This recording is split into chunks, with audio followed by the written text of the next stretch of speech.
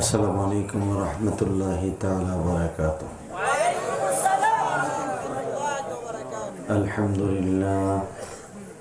আলহামদুলিল্লাহি নাহমাদুহু ওয়া নাস্তাঈনুহু ওয়া নাস্তাগফিরুহু ওয়া নু'মিনু বিহি ওয়া নাতাওয়াক্কালু আলাইহি ওয়া নাউযু বিল্লাহি মিন শুরুরি আনফুসিনা ওয়া মিন সাইয়্যাতি আ'মালিনা। من يهده الله فلا مضل له ومن يضلله فلا هادي له. الذي أرسل رسوله بالهدى ودين الحق ليظهره على الدين كله وكفى بالله شهيدا. أما بعد فقد قال الله تبارك وتعالى: وأعوذ بالله من الشيطان الرجيم. بسم الله الرحمن الرحيم.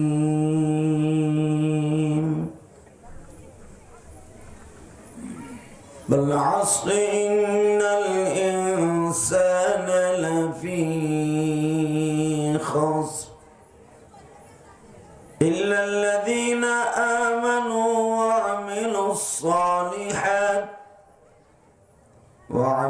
الصالحات وتواصوا بالحق وتواصوا بالصبر. وقال الله تبارك وتعالى: والذين آمنوا أشد حبا لله وإنك لعلى خلق عظيم. إن الله وملائكته يصلون على النبي يا أيها الذين آمنوا صلوا عليه وسلموا تسليما. اللهم صل على محمد وعلى آل محمد كما صليت على إبراهيم وعلى آل إبراهيم إنك حميد مجيد. দুরূদ শরীফ সবাই পড়েন, কাজে লাগবে, সবাই পড়েন। اللهم بارك على محمد وعلى آل محمد كما باركت على إبراهيم وعلى آل إبراهيم إنك حميد مجيد. সকলে বলেন আলহামদুলিল্লাহ। হামিউস সুন্নাহ মাদ্রাসা কর্তৃক আয়োজিত নাগেরকান্দা বাঁশতলা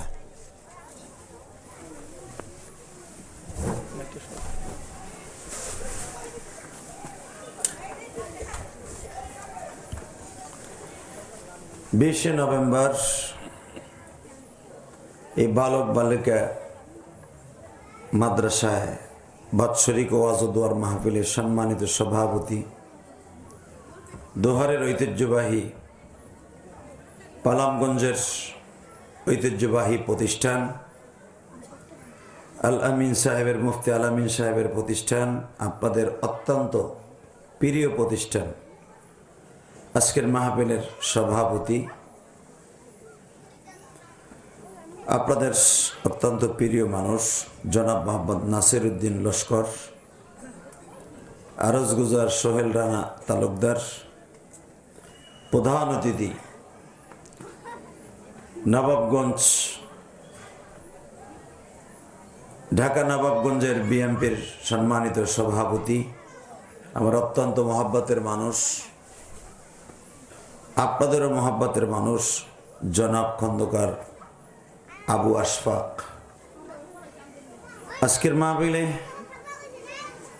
বিশেষ অতিথিবৃন্দ,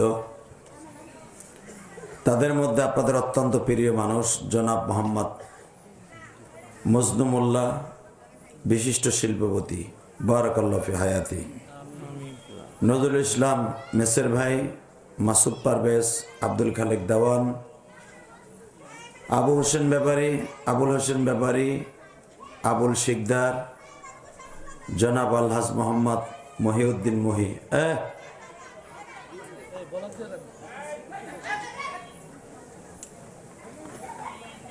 আজকের মাহফিলের যারা ওয়াজ করেছেন আমার আগে, হাফেজ মাওলানা মোহাম্মদ নুরি মাগুরা, কারি আহমেদ রায়হান হাসনাবাদী, আপনাদের এলাকার ছেলে এবং অত্যন্ত আমার মহব্বতের মানুষ, উদীয়মান তরুণ বক্তা, ওয়াজের জগতে পা হাঁটি হাঁটি করে চেষ্টা করছেন আল্লাহর কণ্ঠ আর আমলে আলেমে হেলেমে আমলে তারাক্কি দান করেন। আর একজন বক্তা লস্কর মোহাম্মদ সাইফুল ইসলাম, আরও অনেক উলামা ইকরাম এখানে আসছেন। বিশেষ করে আমার অত্যন্ত বন্ধুবর, অত্যন্ত স্নেহ করি এই দোহারের বাগ্নী সন্তান, উলামা ইকরামের মধ্যে অন্যতম একজন আলেমে দিন মুফতি কামাল আহমেদ সাহেব বাদ্দাসুল আলিয়া, উনি স্টেজে আসছে। আল্লাহ। আর মঞ্চবিষ্ট আমার মাথার তাজ নাইবে নাবি ওলামা ইকরাম, আজিজ তলাবা এবং প্যান্ডেলে যারা বসে আছেন, আমার মনে হয় দোহান নবাবগঞ্জে এত কম মানুষের সামনে আমি যেহেতু বসছি আমার মনে পড়ে না। এই সামনের যে দুইটা বোরকার মতো আছে দুইটা খুলো তো, এই সামনের এই দুইটা, সামনের পর্দা দুইটা খুলো, খুইলা বিছায় দাও, বসার জন্য জায়গা করে দাও। যেরকম আল্লাহু আকবার, আল্লাহু আকবার আসতে কয়েন না, মনে হইতেছে একবারে দুপুরে কান নাই, রাত্রে মনে হয় একবারে ঝিমাইতেছেন। আল্লাহু আকবার বলবেন, আল্লাহ খুশি, আমিও খুশি। সবাই মনে করবে যারা বাসায় হয়ে রয়েছে, কেবল শীত পড়ছে তো অনেকে মশুরি টানাইছে, বউরে কইছে তাড়াতাড়ি খেতা বাইর কর, কম্বলটা বাও কর। ওরা যেন খেতার মধ্যে আয়া পড়ে, বুঝে যে না কিছু লোক হইছে। কথা ঠিক না বেঠিক? জোরে কন, আরো জোরে। এই যে যারা দুইজন জানা যায় খারাইছেন, এদিক সামনে আহেন, একবার হাত এবারে কই যাচ্ছে যাইতে হন। আরে মগা রে, মগা তো মগাই থাকে। ওই দেখলাম জানা যায় খারাইলো, হাত পা বাইন্দা জনের বসতে কইছে দৌড় মারছে। আর বইবো কেমনে? ও যে প্যান্ট পরছে ওটা পরে তো বইতেই পারবো না, এই জন্য আগে ভাগেই ভাগছে। যা তুই যা, বাইতে যা, মার হাতের পিঠে নি খেগা।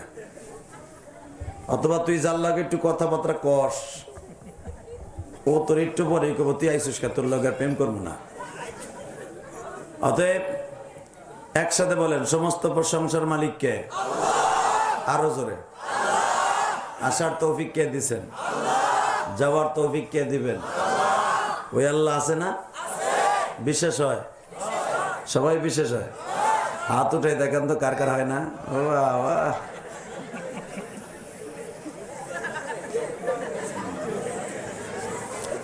ঠিকই কইছেন। আল্লাহ আছে যদি বিশ্বাস করতেন তাহলে নামাজটা ইশার রক্ত পড়তেন। এদিকে আগে হেন তো হাসি তো খুব ভালোই লাগতেছে। আহেন সামনে, প্যান্ডেলটাই ছোট করছে বেটা আলামিন সাহেব, চিন্তা করছে লোক হয় নাকি, কিন্তু লোক তো জায়গা নিব না। আমি যা দেখতেছি এই যে আল্লাহ রলিরা, এই যে মোবাইল আলা, বোন এদিকে আয়, এদিকে আয়, বুঝছি তোর একটা চায়না সেট আছে, এদিকে আয়, সামনে আয়। আল্লাহ কবুল করেন, জোরকানা আমিন। আরো জোরে বলেন তো আমিন। বাবা আমার মৌলার জিকিরের তালে তালে জায়গাটা ছোট তো, একটা গায়ে গায়ে মিলে বসে, আর জায়গাও তো নাই, মাঠও ছোট, আর বেড়ায় ওয়াজ দিব কই এই জায়গা ছাড়া কাল্লা। তারপরে যারা আসছেন আলহামদুলিল্লাহ, অনেক লোক জিকিরের তালে তালে এটা জায়গাটা ফিল আপ করে বসে। আসেন আসেন, সামনে আসেন, আল্লাহ বলির আসেন। পাগড়ি এলা এদিকে আহেন, সাদা পাগড়ি এলা সামনে আহেন। লা ইলাহা ইল্লাল্লাহ লা ইলাহা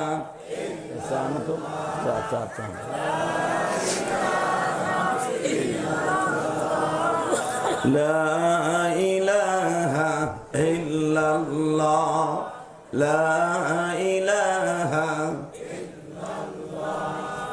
লা ইলাহা ইল্লাল্লাহ লা ইলাহা ইল্লাল্লাহ লা ইলাহা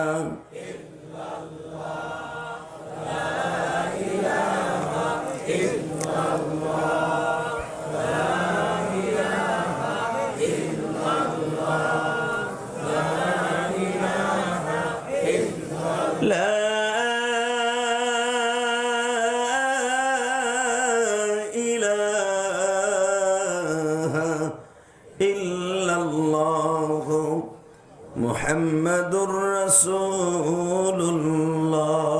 সাল্লাল্লাহু আলাইহি ওয়াসাল্লাম। কলবের জন্য একটা ধাক্কা হবে। আল্লাহ আল্লাহ আল্লাহ আল্লাহ আল্লাহ। যুবক ভাই বসে পড়ো। আল্লাহ আল্লাহ আল্লাহ আল্লাহ। হয় না জোরে। আল্লাহ আল্লাহ আল্লাহ আল্লাহ আল্লাহ আল্লাহ।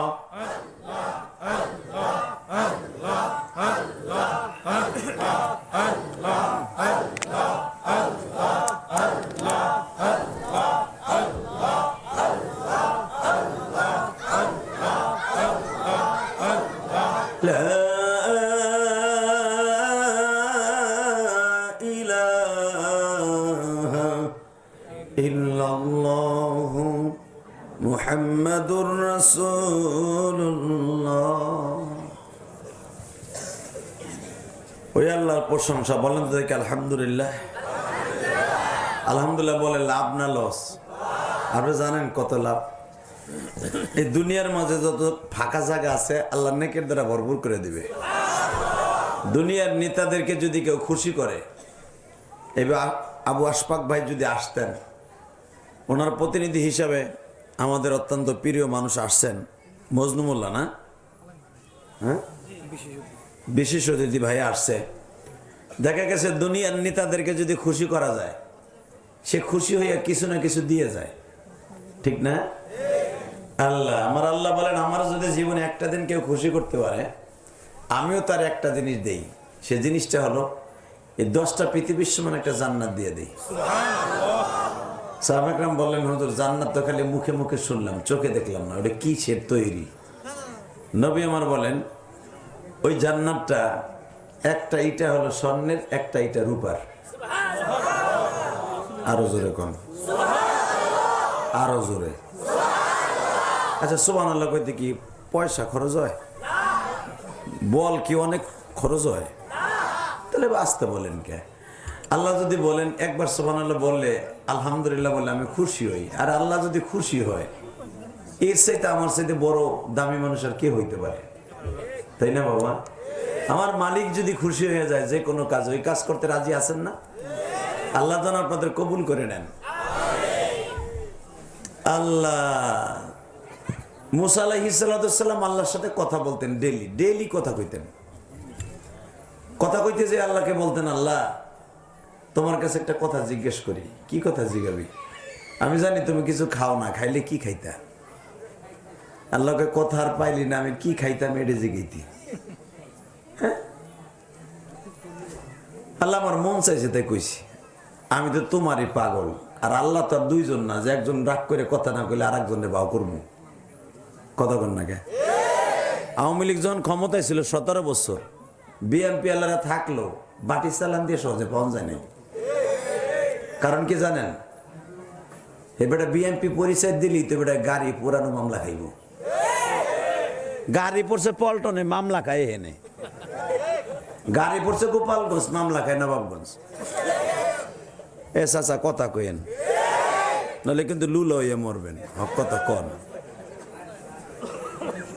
গাড়ি পড়ছে নবাবগঞ্জ, মামলা খায় মানিকগঞ্জ। ঠিক না? ঠিক জোরে কন, আরো জোরে।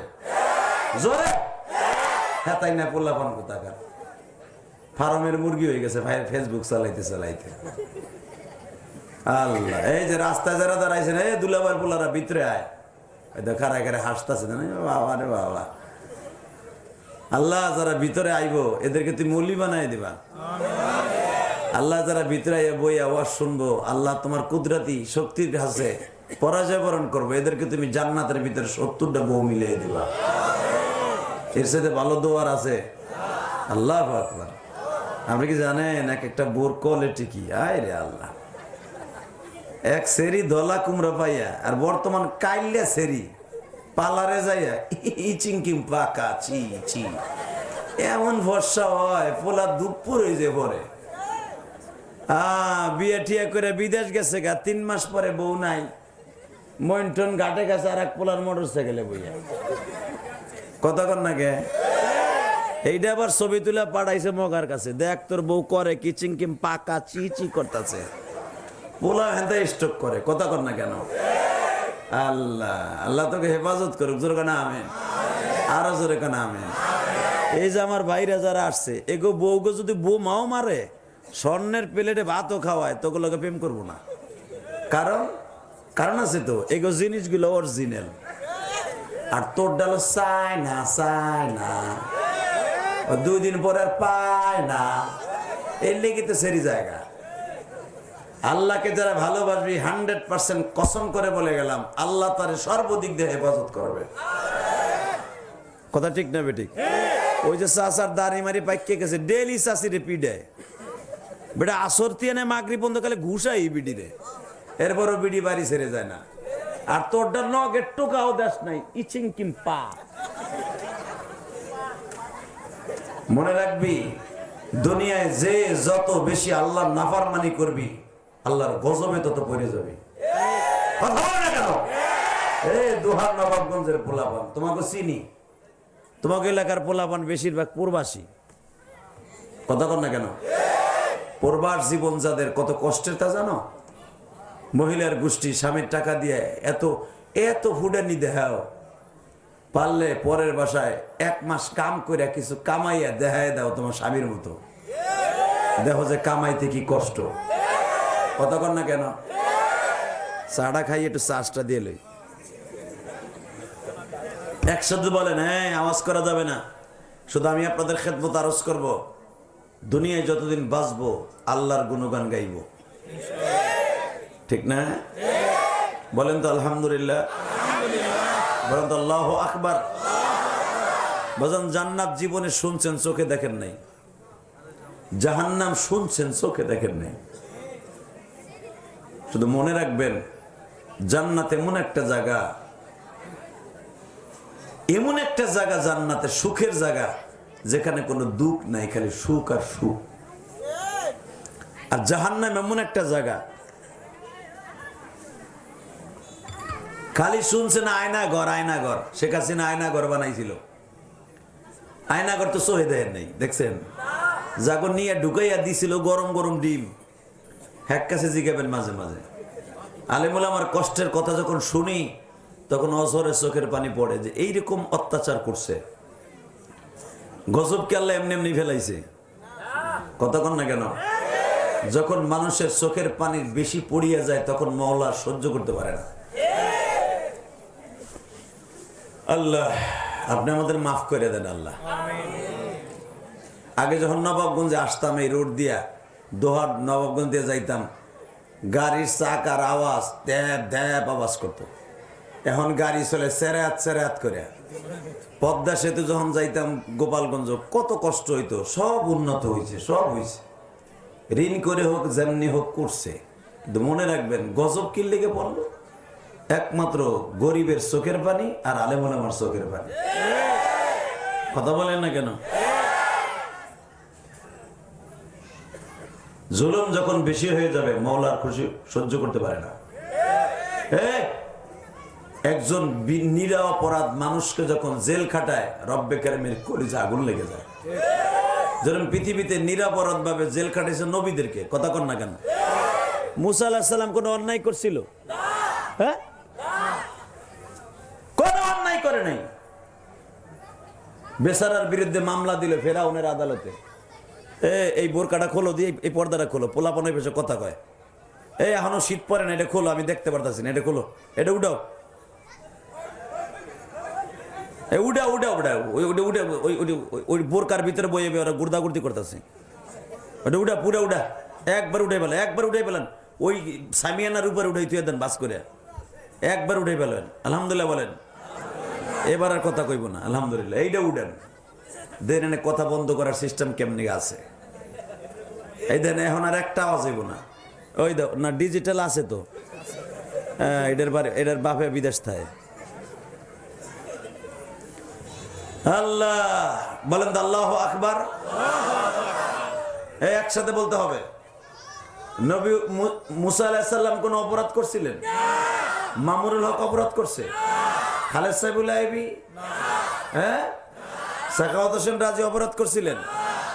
আরে মিয়া, আপনি মনে মনে ভাবতে পারেন আলেম ওলামা আকাম না করলে জেলখানায় ধরে নিছে না। যদি এই কথা বলেন নবীরে কষ্ট পাবে।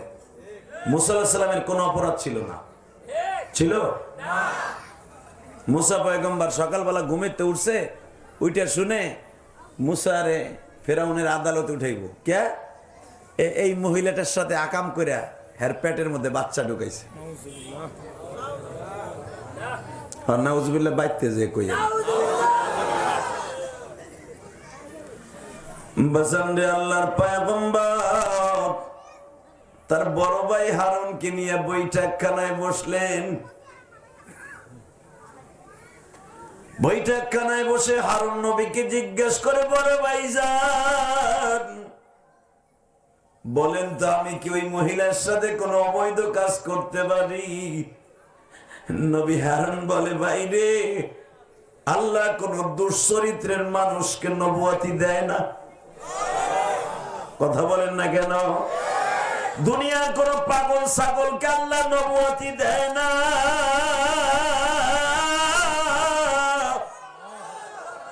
দুনিয়ায় কোন কালো মানুষকে আল্লাহ নবুয়তি দেয় না। নবুয়তি এমন মানুষকে দেয়, কোটি কোটি মানুষের মধ্যে একজন দেয়।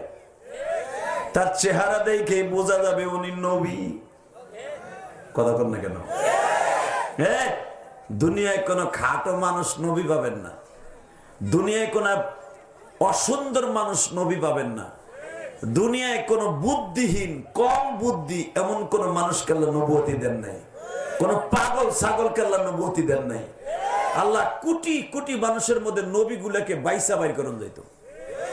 আমি একটা সিমটম বর্ণনা করি, এই পৃথিবীতে সবচেয়ে সুন্দর চেহারা আমার নবী ছাড়া অবাই দিয়া চেহারা দিয়া একজন মানুষ আল্লাহ বানাইছে, সে নবী মুসা। সে হলো ইউসুফ। আলহামদুলিল্লাহ বলেন। পৃথিবীতে আমার নবীর মতো মানুষকে ওরে বানায় নাই। আর মুসা আলাইহিস সালাম ছিল তাদের মধ্যে অন্যতম একজন নবী। কারণ মুসা আলাইহিস সালাম যেদিন আল্লাহর সাথে কথা বলতে গেছে, আল্লাহ নূরের তাজাল্লির ফোকাসে মুসা নবীর চেহারার বডির কনস্ট্রাকশন পরিবর্তন হয়ে গেছে। এই মিয়া, যার উপর আল্লাহ সরাসরি নূরের তাজাল্লি পড়ছে। নূরের তাজাল্লি আমি আপনাদের বুঝাই। একটা ঘরের টিনের ঘরের দেখবেন মাঝে মাঝে যখন বিকালবেলা ওই টিনের ঘরের মাঝখান দিয়ে ছিদ্র দিয়ে সূর্যের তাপ যখন ঢুকে, দেখছেন না? হ্যাঁ, দেখছেন ওই জায়গাটা কেমন আলো হয়? সুবহানাল্লাহ। আমার আল্লাহ শুধু তুর পাহাড় আলো 22 কিলোমিটার লম্বা। এই তুরে সিনিয়াইন যাকে বলা হয়, এইটা 22 কিলোমিটার সীমা রেখা।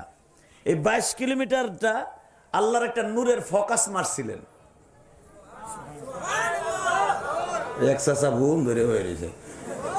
মুখটা খোলেই নাই বেড়া, নিয়ত করছে খুলবো না, যত সময় অজ্ঞাতা আমার কি। নবীদের কথা শুনে সুবহানাল্লাহ কবেন, নবীদের গাড়িতে জান্নাতে যাবেন। আল্লাহর পয়গম্বর মুসা যতটুকু জায়গায় তুরে চিনেন, এই জায়গাটা আল্লাহ নূরের তাজাল্লি মারছে। ওই টিনের ছিদ্র দিয়ে যেমনি আলো যায়, এরকম আল্লাহ পাক গরুর নাকে যতটুকু ছিদ্র, এতটুকু ছিদ্র দিয়ে আমার আল্লাহ নূরের আল্লাহর চেহারাটা একটু উঠাইছিলেন। এবং আল্লাহ বলে দিছে, আমার তাজাল্লিটা ওই টিনের ছিদ্র দিয়ে যতটুকু ঢুকে অতটুকু জায়গা, অর্থাৎ 22 কিলোমিটার ভিতরে আবদ্ধ থাকবি, বাহিরে যাবি না। কারণ বাহিরে গেলে যদি বাংলাদেশ আল্লাহর নূরের তাজাল্লি পড়তো, বাংলাদেশ পুরা সুরম হয়ে যেত। ওই জায়গাটুকুর মধ্যে আল্লাহর নূরের সীমারেখা ছিল। কিয়ামত পর্যন্ত ওই পাহাড়ের চেহারা অন্যরকম থাকবে। এবং মুসা আলাইহিস সালামের চেহারা আল্লাহর সাথে নূরের তাজাল্লি পড়ার পরে এমন হয়ে গেল যে মুসা আলাইহিস সালাম তসবির দানার মতো রাতের অন্ধকারে জ্বলতো। সেই মুসারে নিয়ে একটা বদনাম উঠে দিল, এই অবৈধ এই মহিলার সাথে বাচ্চা, এইটা মুসা আলাইহিস সালামের অবৈধ বাচ্চা। তো ভাই হারুন যখন শুনলেন আল্লাহর পয়গম্বর মুসা আলাইহিস সালামের বড় ভাই হারুন আলাইহিস সালাম, হারুন আলাইহিস সালাম বলতেছে, ভাই রে, আমার জানা মতে তুই জীবনে কোনোদিন অন্যায় করস নাই, জীবনে অন্যায় করস নাই। হ্যাঁ, তোর চরিত্রের গ্যারান্টি আল্লাহ নিজে দিছে। কারণ তোর ঘরে যে বিবি আছে, সাবুরা নাম, সোহাইব আলাইহিস সালামের মেয়ে। তুই যখন ওই মেয়েটাকে বিবাহ করো, সোহাইব আলাইহিস সালামের মেয়ে, তোর চরিত্রের গ্যারান্টি আল্লাহ নিজে দান করছে। আল্লাহু আকবার বলতে পারলেন না? যে ঘটনা আল্লাহ সূরা কোরআন শরীফের বিভিন্ন সূরার মধ্যে, সূরা তুরের মধ্যে, কসাসের মধ্যে, আম্বিয়ার মধ্যে আল্লাহ এইভাবে বর্ণনা করেন। মুসা আলাইহিস সালাম যখন ফেরাউনের সাথে গ্যাঞ্জাম লাগাইয়া চলে গেলেন মাদানে যাইবার সময় বেচারা ক্লান্ত হয়ে একটা গাছের নিচে বসছে। মারহাবা বলেন। তো মুসা আলাইহিস সালামের হাতের মধ্যে একটা লাঠি থাকতেন সবসময়, লাঠি নেওয়াও কিন্তু সুন্নাত। লাঠি নেয়া কি? দুনিয়া সব নবীরা লাঠি ইউজ করছে। আমরা লাঠি ধরি কোন সময় জানেন? যখন গিরায় জোর থাকে না, সোহে বল থাকে না, গিরার মধ্যে খালি ব্রেক মারে তখন লাঠি ধরে। আর এর আগে যদি লাঠি ধরি মানুষ টিটকার মারে, কি রে তুই যে মনে লুলো হয়ে গেছে। হালাকে লাঠি কিন্তু ব্রেক করার জন্য না, লাঠি হলো সুন্নাতের জন্য ব্যবহার করা। হঠাৎ করে বনের ভিতর দিয়ে হাঁটতেছেন, সাপ আপনার সামনে মারবেন কি দিয়া? ঠ্যাং দিয়া। তা দিও ঠ্যাং দিয়ে লাথিটা দেও না, কথা কন না কেন? হঠাৎ করে আপনার সামনে একটা বিষাক্ত জিনিস পড়ে গেল, তাড়াবেন কি দিয়া? কুত্তা একটা সামনে বাজে, সাপ বাদ দেন, কুত্তা বাজে না? কুত্তা যদি তুমি তো পিছনতে দৌড় মারবা, কুত্তা যে খাবলা মারবো, কথা কন না কেন? দেখছেন লাঠি সুন্নাত কি? ওই কুকুরে তাড়াবার জন্য আপনার লাঠি দরকার আছে। এই জন্য বিশ্বনবী তার যৌবন কালের থেকে লাঠি ব্যবহার করছে। দুনিয়া সব নবী যৌবন কাল থেকে লাঠি ব্যবহার করছে। লাঠি ব্যবহার করা সুন্নাত মিয়া, এটা কোনো শৌখিনতা না, এবং এটা কোনো স্টাইল না, এটা হলো নবীদের সুন্নাত হিসাবে যদি কেউ ব্যবহার করে আল্লাহ তার অনেক বিপদ থেকে রক্ষা করে। আল্লাহ মুন্ডা খারাপ, তাকান আমার দিকে। মুসা পয়গম্বর লাঠি নিয়ে আস্তে করে লাঠিটার পাশে থুইয়া আল্লাহর পয়গম্বর হাতটার এইভাবে দিয়ে, দিকে তাকান, এইভাবে মাথার নিচে দিয়া গাছের নিচে বইয়া গাছের ডাল দেখতেছে, প্রত্যেকটা ডালে আল্লাহর জিকির করে। সমস্যাও আছে। ওই চাচায় যদি সুযোগ পায় যে আগাইতে কইছে, ওই ফাঁকি উঠে হাঁটা দিব, যেমনি সেমনি থাকুক।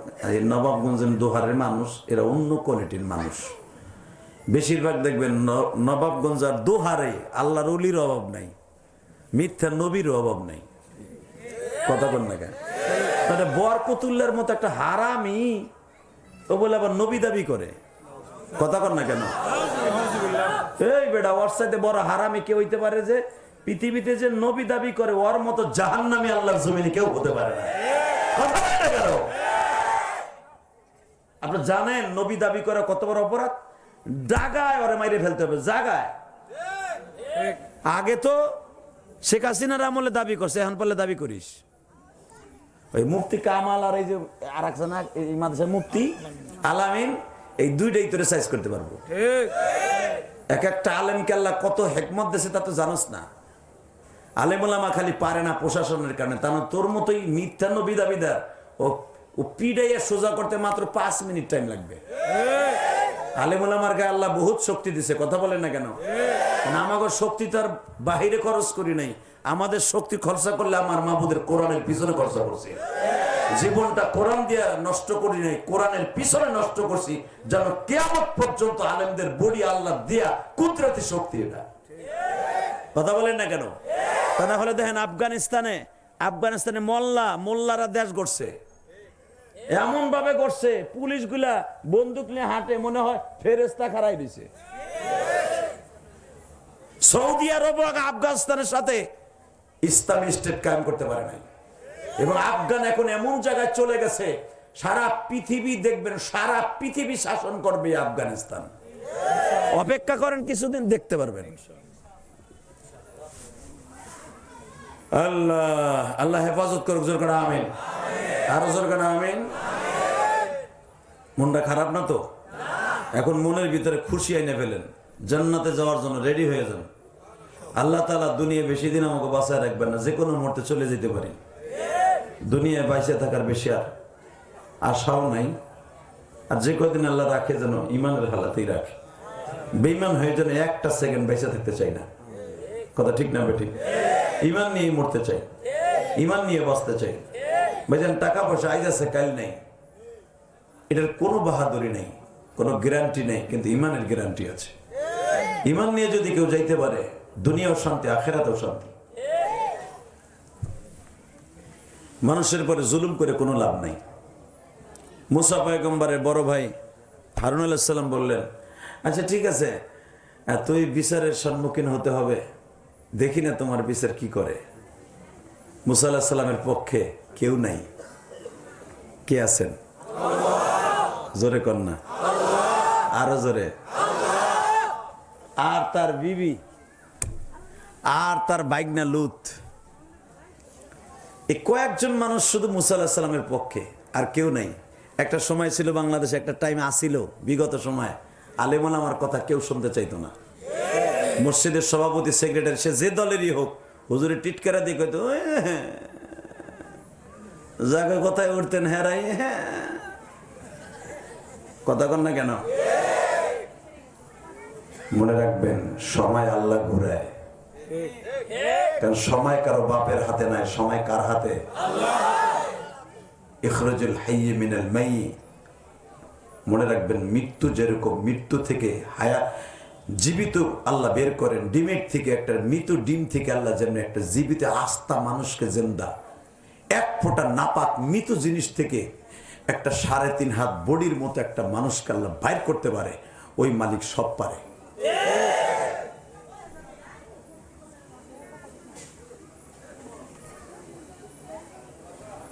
আল্লাহর পয়গম্বর মুসা ফেরাউনের আদালতে হাজির হবে।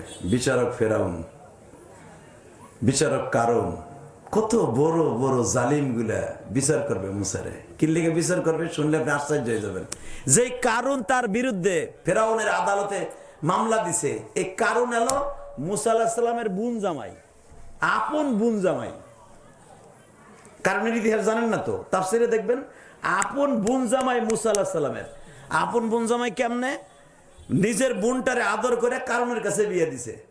তো কারণ বলতেছে, ভাইজান আপনি তো আপনার ছোট বোন জামাই, আমার একটা এমন কিছু দেন যেন আমি একটু বড় লোক হয়ে যেতে পারি।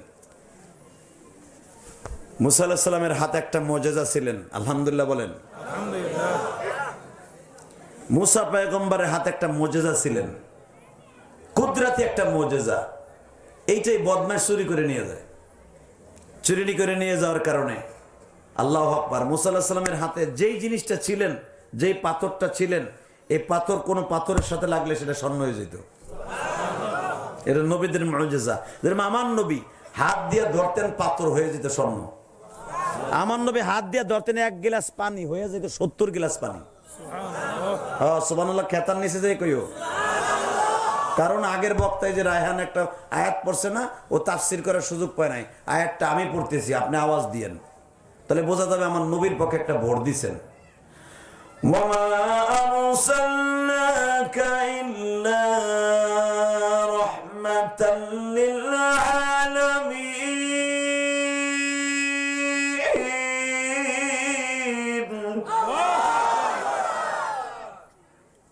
এই রহমতটা শুধু মদিনার না, সারা পৃথিবীর নবী উনি, রহমাতাল লিল আলামিন। আর আমার আল্লাহর নাম হলো রব্বুল আলামিন। দুই আলামিনের মধ্যে পার্থক্য হলো, উনি হলো জগৎ সংসারের মালিক, আর উনি হলো রহমতের মালিক। আরো জোরে কোন। ধরতেন এক গ্লাস পানি, খাওয়াই দিতেন 70 জনরে। ধরতেন এক পেলা দুধ, খাওয়াইতেন 1000 রে। এক বদনি পানি দিয়া ওযু করাইতেন অন্তত 70 জনরে। আল্লাহু আকবার, আল্লাহু আকবার, আল্লাহু আকবার। ধরতেন এক ডিব্বা খেজুর, খাওয়াইতেন 1500 সাহাবীরে। আমার নবী ধরতেন এক টুকরা গোশ হাতে নিতেন, প্লেটের মধ্যে রাইখে হাতটা চাইপে ধরে খালি নবী চাকু দিয়ে কাইটা কাইটা দিতেন, খালি দিতেন। ওই এক টুকরা গোশ খাইতেন 100 সাহাবী। এটা হলো আমার নবী। এই দেখবেন দাওয়াত ও তাবলীগের কাজ যারা করে, আলহামদুলিল্লাহ বলেন, দাওয়াত ও তাবলীগের কাজ যারা করে দেখবেন এদের তরকারির মধ্যে এত এত ঘেরান কার, এত স্বাদ কে। এই তরকারিটা পাক করার আগে দাওয়াত ও তাবলীগের লোকেরা ওযু করে, কথা কন না কেন? এবং এটা বরকতি আলাদা। এখন আবার তাবলীগ লিয়ে ভণ্ডামি শুরু হয়েছে। হ্যাঁ, এক গ্রুপ হয়ে গেছে 7 গ্রুপ। এগুলো এমন কঠিন কঠিন একটা হয়ে গেছে। এখন এই 7 গ্রুপে আমরা বানাইছি সাদিয়ানি। সাদিয়ানি আর কাদিয়ানি মোটামুটি পাশাপাশি ভাইরা ভাই হয়ে গেছে। কারণ কাদিয়ানি যিনি মামাকে দেখলো মাথার মধ্যে গেরায় ভেমরেলে কুত্তা কামড়ায়, আবার এই সাদিয়ানি গুলো যখন আমাকে দেখে অগো ভিতরে পাগলা কুত্তা কামড়ায়। কথা বল না কেন? হালাকি এরা জানে না যে দাওয়াত ও তাবলীগের কাজ প্রথম শিখেছে উলামা ইকরাম। হ্যাঁ, এটা আলেমদের কাজ, এটা দুনিয়ার কোনো ক্যাডার আর সন্ত্রাসীর কাজ না। এই কাজটা আলেমরা শিখাইছে, আলেমের হাতে থাকলেই ভালো হবে। আলহামদুলিল্লাহ বর্তমান যারা সমন্বয়ক আছেন, সরকার ক্ষমতায়, ওনাদেরকে ধন্যবাদ জানাই। এবার মনে হয় ইজতেমা একটাই হবে, আর একটার পর্বেই আমরা, কথা কন না কেন? কারণ দ্বিতীয়টার পর্বে কেন আমরা না? কারণ দ্বিতীয়টা দেখা গেছে মোনাজাতের দিন লেডিসও দেখা যায়। মোনাজাতে কিন্তু মাঠের মধ্যে মহিলাও দেখা যায়, কিছু কিছু কিছু কি কয়েক হাজার মহিলা ঢুকে মোনাজাত করে। ওগো জায়গা তো খালি। কারণ আমরা আমাকে পর্ব যখন হয়েছে বিগত বছর দেখছি এক একজনে বাথরুম, আমরা 100 জনে পাইছি একটা বাথরুম।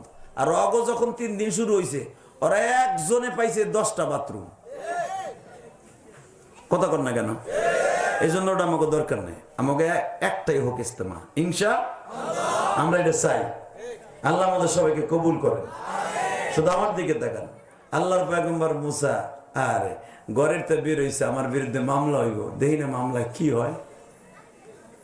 কারণ বোন জামাই ঠিক মুসা আলাইহিস সালামের এই বরকতি পাথরটা নিয়ে আর একটা পাথরের সাথে রাখলেই স্বর্ণ হয়ে যেত। এই বদমাশ সম্পর্কে কোরআনে আল্লাহ বলেন এত ধনী হয়ে গেল যে কারণের গুদাম ঘর, স্বর্ণের ঘর, অর্থাৎ স্বর্ণ যেখানে রাখতো, এই স্বর্ণের ঘরের টাকা যেই ঘরে রাখতো বাইতুল মাল, এই বাইতুল মালের তালার চাবি বইতে উট লাগতো।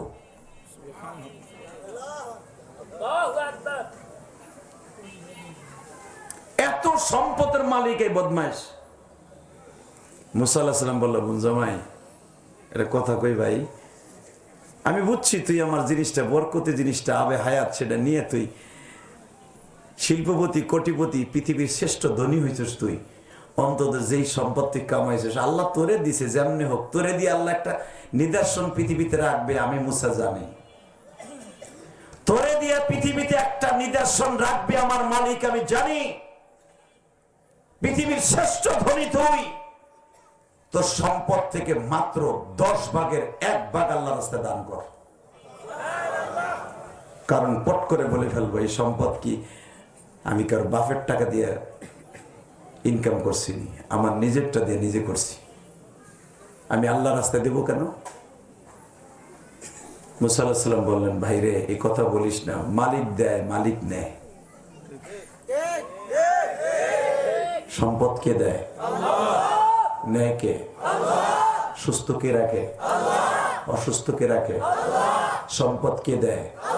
ক্ষমতা কে দেয়? 35 মিনিট 45 মিনিট টাইম কে দেয়? এটা ওয়াকারুজ্জামান দেয় নাই, হে দিছে। কথা কর না কেন? শুধু আমার দিক তাকাবেন, কোনো দিকে ঘাটটা ঘুরাবেন না।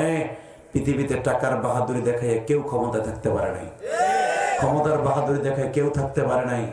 আপনাকে 2টা পাও ধরে বলে দিয়ে যাই, মিশরের একটা ঘটনা আপনার জীবনকে পরিবর্তন করে দিবে, মুসা নবীর সাথে মিলিয়ে দেয়। হে মিশরে মুসা আলাইহিস সালামের রাজত্ব ছিলেন। এই ফেরাউনের দেশে আল্লাহর এক বান্দা আব্দুল্লাহ, আল্লাহর এক বান্দা আব্দুল্লাহ ভিক্ষা করে খাইতো, রাস্তায় রাস্তায় ভিক্ষা করতো। কোটিপতি, শিল্পপতি, লাখপতি, টাকার গরমে দোহারের মানুষকে মানুষ মনে করো না। মনে রাখবা, যারাই টাকার গরম দেখাইছে ওরা টাকা সারা দুনিয়ার থেকে বিদায় নিছে। ওদের কাফনের কাপড় আর একজন কিনা দিছে মিয়া। এটা আমার আল্লাহর বিচার। তো এই গরিব মানুষটা আব্দুল্লাহ ভিক্ষা করে করে খাইতো। হঠাৎ করে এক বেটায় বিশাল বড় শিল্পপতি, কোটিপতি, নতুন বিয়ে করছে, বিয়ে করে বউলি আরামে খাইতেছে। ইন দি মিন টাইমে আল্লাহর এক বান্দা সামনে যেয়ে বলে, ভাই আমার অত্যন্ত ক্ষুধা লেগেছে, তুমি খাইতেছো, আমার এক পেয়ালা খাবার দিবা? কথাটা বলতে দেরি আছে, নতুন বউলে বয়ে রয়েছে। লোকটা একটা দৌড় দিয়ে যাইয়ে এমন জোরে একটা থাপ্পড় দিয়ে ওয়ালের সাথে মাথাটা চাইপে ধরছে। ওয়ালের সাথে চাইপে ধরে কানটাও বেঁকা হয়েছে, থুত বাড়াও কাইটা ফাইটা, কপালটা ফাইটা, রক্তগুলো ঝর্ণার মতো ঝরতেছে। আল্লাহর কুতুব লেখে বাজার, এই কপালটা ফেটে যখন রক্ত ঝরে, রক্তের ফোঁটাটা ডাইন হাতের তালুতে নিয়ে বলে, মালিক তুমি তো সবই জানো, খাবার তুমি আমারে দাও নাই, তারে দিছ।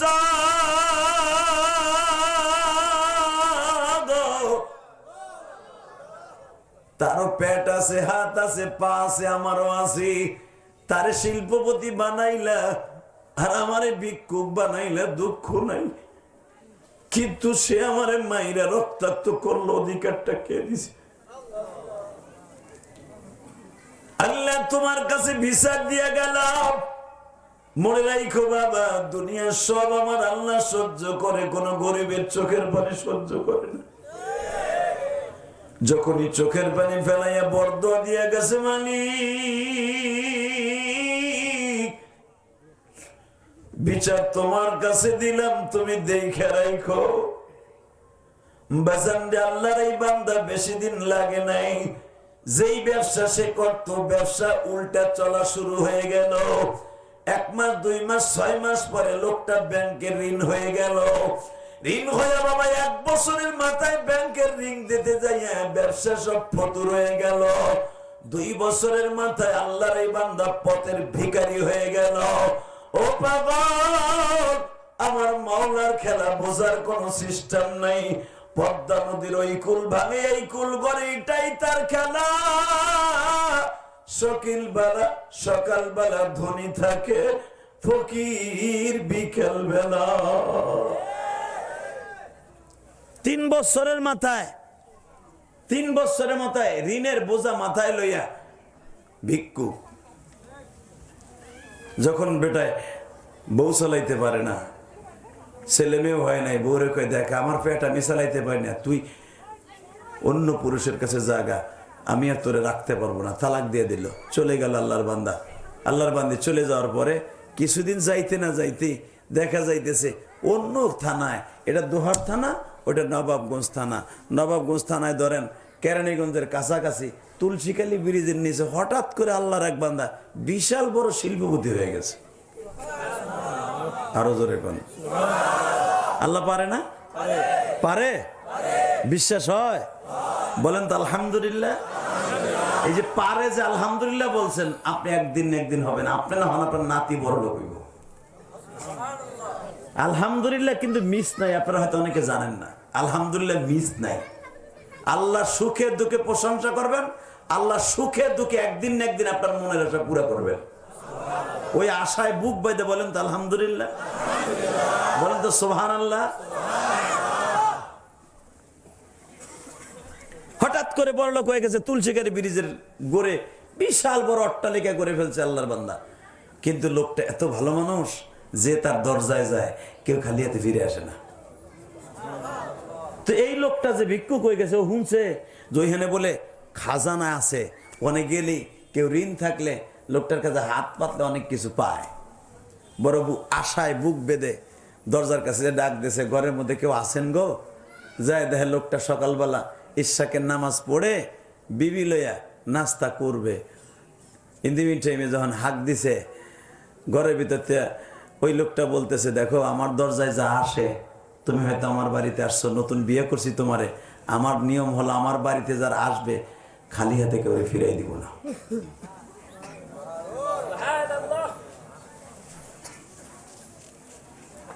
নতুন বেবি বলতেছে তাহলে আমি বোরকা পরে দিয়াই, না তুমি বসো আমি যাই। আলহামদুলিল্লাহ বলেন, আল্লাহু আকবার, আরো জোরে বলেন। এখন দিলটা নরম করবেন, আমার আল্লাহ পারে না এমন কোন জিনিস নেই, ঠিক না বেটি? গত বছর এই দিনেও ওয়াজ করতে গেলে বুক দূর দূর করতো, কি কমু আর দাম করে এক নেতাই কব কি কইলেন, ঠিক না বেটি? পারে কে? উনি আছে না? হ্যাঁ,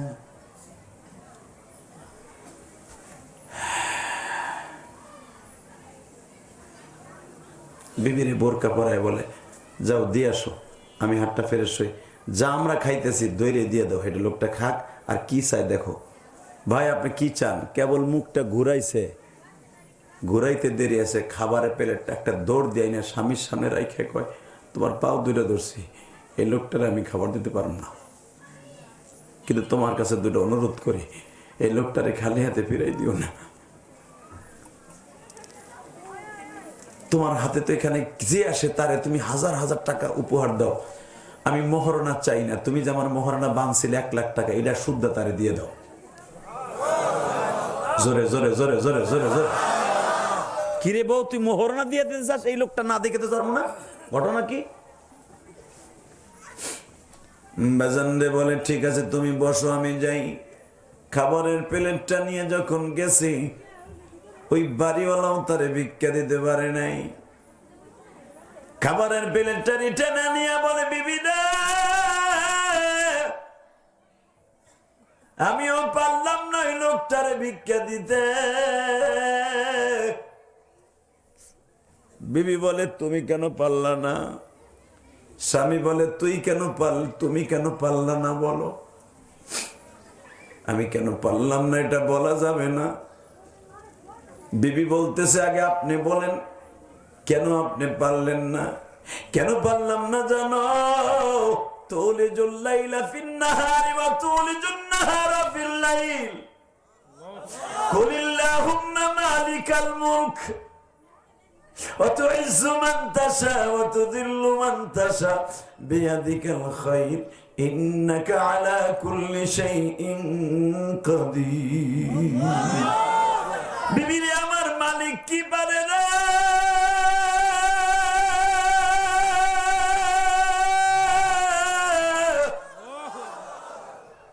একটু বুঝায় না বললে কেমনে পারি? কি হয়েছে? যেই লোকটারে ভিক্ষা দিতে আমি গেছিলাম, আমি একদিন তার দরজায় গেছিলাম, ঠিক এমন একটা টাইমে তার বিবি নিয়ে এসে খাবার প্লেট নিয়ে বসেছিল। আমার এসে মারছিল, দেখ রে বিবি আমার এই কানের নিচে এখনো পর্যন্ত কালো একটা জটের মতো দেখা যায়, এটা হলো ওই লোকটার হাতের মায়ের।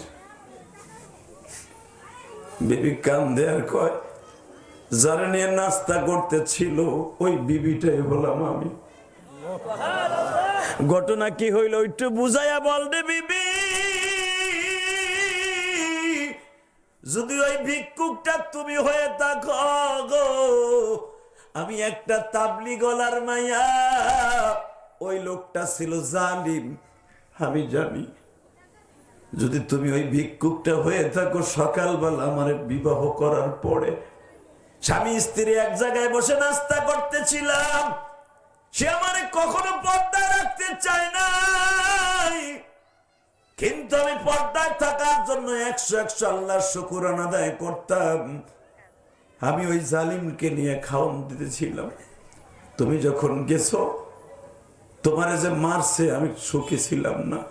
আমি ওনাকে বারবার বলছিলাম এই জুলুমের বিচার আল্লাহ করবে। এই যে তোমারে মারার পরের থেকে তার ব্যবসায় লস হওয়া শুরু হইল, লসে লসে 3 বছর যাইতে না যাইতেই পথের ফকির হয়ে আমার তালাক দিতে বাধ্য হইল। হঠাৎ করে আল্লাহ পাক তোমারে এখানে বড় লোক বানায় ফেলেছে, এলাকার মানুষ তাবলীগের সাথীরা তোমার প্রস্তাব দিয়ে বলছে একটা বিবাহিতা মেয়ে আছে, নবী তার জীবনের প্রথম বিয়ে করছে একটা বিবাহিতা মেয়ে। আল্লাহু আকবার বলেন। আমার নবীর জীবনে 25 বছর বয়সে পৃথিবীর শ্রেষ্ঠ সুন্দর, পৃথিবীর শ্রেষ্ঠ চরিত্রবান, পৃথিবীর শ্রেষ্ঠ বংশধর, পৃথিবীর শ্রেষ্ঠ নামওয়ালা, পৃথিবীর শ্রেষ্ঠ সুন্দর, পৃথিবীর শ্রেষ্ঠ মানুষ জীবনের প্রথম বিয়ে করছে একটা বিবাহিতা মেয়ে। আজকে আমার সেই নবীরে বলে নবীর চরিত্র খারাপ। ভারতে এক পুরোহিত আমার নবীরে বলে 11টা বিয়ে করছে, চরিত্রের সমস্যা আছে। হিন্দুদের কোন দেবতা নিয়ে আমরা আজ পর্যন্ত কোনো ব্যঙ্গ করি নাই। কথা বলেন না কেন? তোমাদের যে মা কালী, তার স্বামী গণেশ, ওর মাথা কেন কাটছে? ওর পর কি ছিল ছাগলের সাথে। নাউজুবিল্লাহ, আসতে গেলে লুলয়ে মরবা।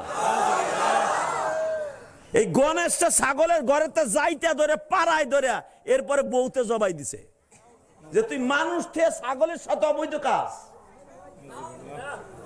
তারে তোমরা পূজা করো, আমরা আজও পর্যন্ত বলি নাই, এটা তোমাদেরই ধর্মের বই লেখা। কথা বলেন না কেন? তোমাদের রাধা কৃষ্ণ সারাটা জীবন আপন মামিরে রইয়া বনে বনে বাঁশি বাজাইছে, কোনদিন বিয়ে করে নাই রাধা কৃষ্ণ। তারা সে দুইজন হলো তোমাদের দেবতা, কোনদিন বলি নাই। হ্যাঁ, আমার নবীর কলিজা আঘাত করেছো, এখন উলামা একরাম বলতেছে বলবে। তোমাদের পূজা মণ্ডপ গুলা পবিত্র করতে বেশ্যাখানার মাটি লাগে, এটা তো তোমরাও জানো, আমরাও জানি। কথা বলে না কেন? আজও পর্যন্ত বলি নাই। আমার নবীর চরিত্র নিয়ে কথা বলো।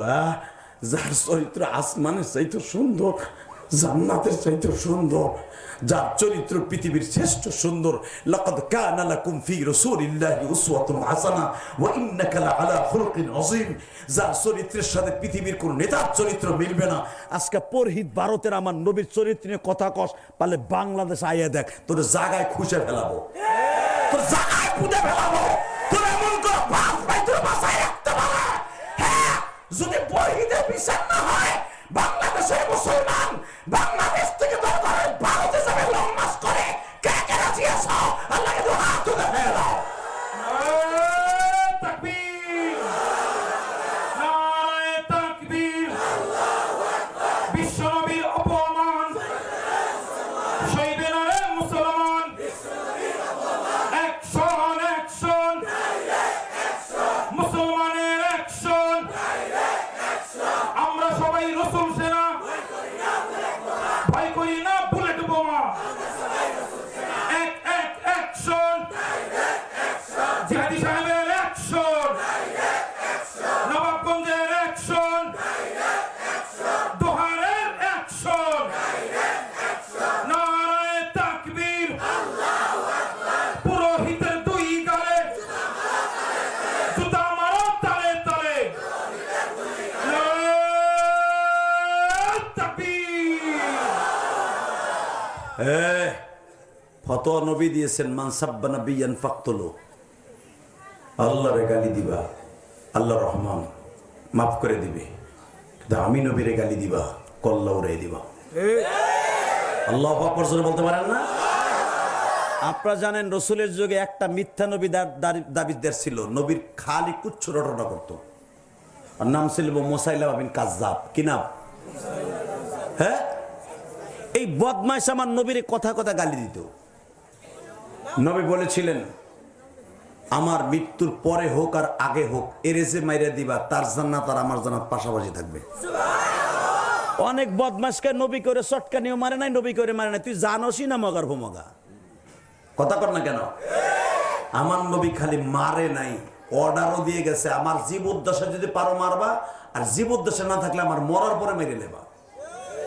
ইতিহাস হাদিস দেখেন, আমার নবীর ইন্তেকালের পরে রসুলের প্রিয় একজন সাহাবী, আল্লাহু আকবার বলেন তো, যে আমার নবীর চাচারে শহীদ করেছিল, ওয়াহশী, আব্দুল্লাহ ওয়াহশী, এই বদমাইশের মাথা কেটে রসুলের রওজার পাশে দাঁড়ায় বলছিল, ইয়া রাসূলুল্লাহ, আমি যেমন আপনার চাচারে শহীদ করে আপনার মনে কষ্ট দিয়েছিলাম, আজকে আপনার দুশ্মন যে আপনারে গালি দিত, মান সাব্বা নাবিয়ান ফাকতুলু, আপনি বলতেন আমারে কেউ গালি দিলে তার কল্লা উড়াই দিবি। নবী গো, আজকে এই শয়তানের মাথাটা দেখলে আপনি খুশি হইতেন। নবী, আপনি কি খুশি হইছেন? আপনি কি খুশি হইছেন? আপনারা যে গাইলেই তো আপনার মা তুলে বকা দিত, বাপ তুলে বকা দিত, তার মাথা আজকে আমি আপনার কদমে তুলে দিছি। নবী, আপনি তো হায়াতুন নবী, আপনি দেখেন আমি ওর মাথা ব্যাগে বইরে নিয়ে আইছি। এলহামের মাধ্যমে আওয়াজ হইতেছে, ওয়াসিকে বলা হইতেছে, হসিরে তুই যেরকম আমার চাচারে মাইরা আমার অন্তরে কষ্ট দিছিলি, তুই বদমাশে মাইরা আমার শান্তি দিয়ে দিলি। তোর জান্নাত আর আমার জান্নাত পাশাপাশি থাকবে। আল্লাহু আকবার জোরে বলতে পারো না? এই পরহিতের কত বড় সাহস, আমার নবীর চরিত্র নিয়ে চ্যালেঞ্জ করে। আরে আমার নবীর চরিত্রের গ্যারান্টি দিয়েছে স্বয়ং আমার মালিক আল্লাহ। কে দিছে? এ কলিজার টুকরা দোহারে ভাই, কে দিছে? নবীর চরিত্রের গ্যারান্টির কথা যদি আল্লাহ দিয়ে থাকে, ওই নবীর কথা শুনে যদি কারোর চোখে পানি আসে, ওই মানুষটা কোনোদিন জাহান্নামে যাবে না। ওই মানুষটা কোনোদিন জাহান্নামের আগুনে জ্বলবে না। ওই মানুষটার চোখের পানি পৃথিবীর মুক্তার চাইতে, জান্নাতের চাইতে দামি হয়ে যাবে।